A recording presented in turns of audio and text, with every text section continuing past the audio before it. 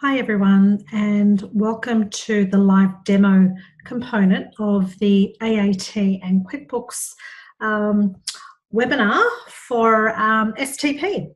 So I'm about to take you through the QuickBooks setup for STP and also how to set up the Access Manager component and also how to run through a finalization for single touch payroll. So let's jump straight in. Okay, so we're looking at the QuickBooks file at the moment, and what we want to do is we want to go into Payroll Settings, and then we want to go to ATO Settings. What we want to do is we want to enable the STP electronic lodgement. So as you can see up here, you've got your standard ATO supplier settings. But what we're interested in is the electronic lodgement and STP settings. So what you'll find is for this particular file, every file is issued with a software ID. Okay, now every file is also issued with a business management software. Now this you would use this if you were transitioning from another system and it came with the business management software ID, and you would copy that in there. So in this case, we have enabled this, the STP is enabled, but to show you how simple that is, I've just disabled it, and all I need to do is enable single touch payroll. Okay, now I do need to take note of this software ID because when I go over to the online services portal, we'll need to add this software ID. Now here we also have a standing authority declaration, and as I explained to you before, that if you've got the annual declaration, you can go in here and also update it so you have an electronic lodgement as well. So let's jump into the Access Manager portal and to show you what that looks like and how you would be adding different software IDs. So I'm just going to copy that as well, so I've got that. Okay, so we're going to jump over to the Access portal.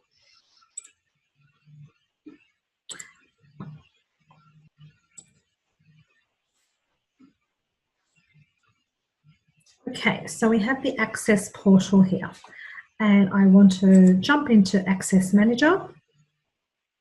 I'm going to log in and select my credentials. And over here to the left is where I need to link my hosted SBR software services. Now, I do need to do this for every file that I work with on QuickBooks. So as you can see, I have already listed KeyPay. So yes, KeyPay is the payroll service that is integrated with QuickBooks, or should I say QuickBooks is powered by KeyPay. So if I click on that, okay, or as you can see, I already have a couple of current software IDs, but the one I just copied is probably exactly like the same one I have here. So really all I need to do is paste that in there and go next. Now it'll probably come up and say that I already have that ID, but it hasn't. So let's just go save. And if I click back here under the ABN for KeyPay, yeah, so as you can see, it didn't add it because it's already in there. So if you have a new one, a new client file, you would just go in here, go to your QuickBooks file, go to the ATO setup, go to STP enabled, and copy the software ID and paste it in here and just go through the wizard. And that's really all you need to do. So I will confirm that you do need to do this for every single client you have, okay? You only need to add the service provider once, but you do need to add all your software IDs in here for every individual file. So I hope that makes sense. So let's jump into QuickBooks again. Okay, so I've got QuickBooks back here, and let's just jump out of the ATO settings. And also I will just take you through as well where I mentioned about the allowance, where you need to map that. So if you go to your payroll categories,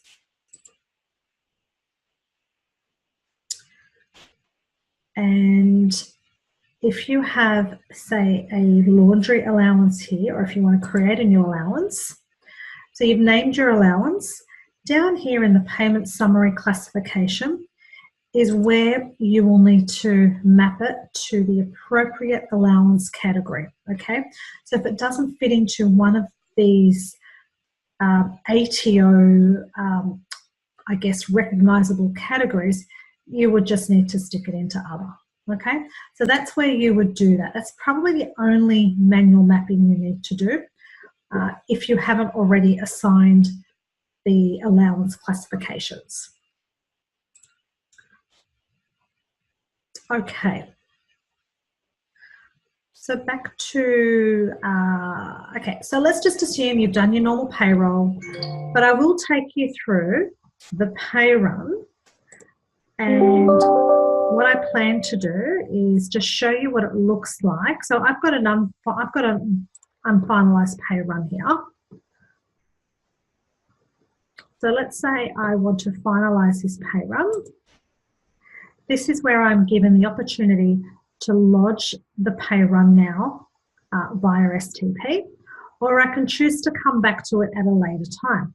Now, if I choose to lodge the pay run now, I just go finalize as I would normally, and I will have the option. It will take me straight to the pay event, and again, it's giving me another chance to say yes, lodge now or not. So what you see here are the year-to-date figures that are reported. It is only the year-to-date figures that is reported to the ATO. Now, if you want to see what your figures are for that actual pay run, you just click on the show figures from this pay run, okay? Sometimes I use this as a bit of a sanity check just to make sure that I've got the right pay runs and, you know, that is the year-to-date figure. Now, you will not need to tick this final box unless it is the final declaration, okay? So don't tick that because you are just doing a normal pay run lodgement. And then you would just go lodge pay event, okay? And if you are lodging as yourself, you would be the registered tax agent using the authority that you have received from your client. And in this case, I have already updated John Smith's details, and I would just need to tick and I would go lodge pay event. And that's all I need to do. So let's just say you've made a lodgement. Now let's just say you've made a lodgement for the week, and then your client tells you that, hey, I need to give someone, you know, a bonus or a commission. And like I was saying earlier in the piece, if you have, if you've done a commission payment or a bonus or a termination, you don't need to go back and do a separate pay event, because what will happen in the next regular pay cycle, your year-to-date gross figures will pick up the additional pay runs you've done that are out of the normal pay cycle. Okay, so if you wanted to keep things a lot cleaner and neater and simpler, I would probably suggest that don't bother doing an individual pay run for a pay. Don't bother creating an additional pay event, unless for whatever circumstances you want to do that. Okay, so that's really all there is to lodging the pay event via STP in QuickBooks. And we've gone through the Access Manager. Just remember, every time you set up a new client for STP, you need to go into the payroll settings via the ATO settings. Okay, enable STP. We go here and copy that software ID. Okay, that is all you need to do. And remember the allowances as well, okay? So just a couple of questions. So will you need to submit a BAS, okay? Will you still need to? Yes, you still need to submit a BAS, but the W1 and W2 values will be pre-filled for you automatically. So based on what you have lodged to the ATO with STP, they will be automatically pre-filled. Hence why I was saying earlier, it is important that you keep your reconciliations up to date. So you're confident that your BAS figures are correct. Will you still need to generate a payment summary for your employees? No, you won't, because the figures from your STP report will be available online to the employees of your clients via their MyGov account. Now, they don't need to create a MyGov account if their accountant is doing their tax returns, but if they want to do their own individual tax returns, they will need to create a MyGov account. Okay, so I think that covers it for all of the QuickBooks STP live demo and Access Manager. So thank you for watching, and yeah, good luck STPing. Thank you. Bye.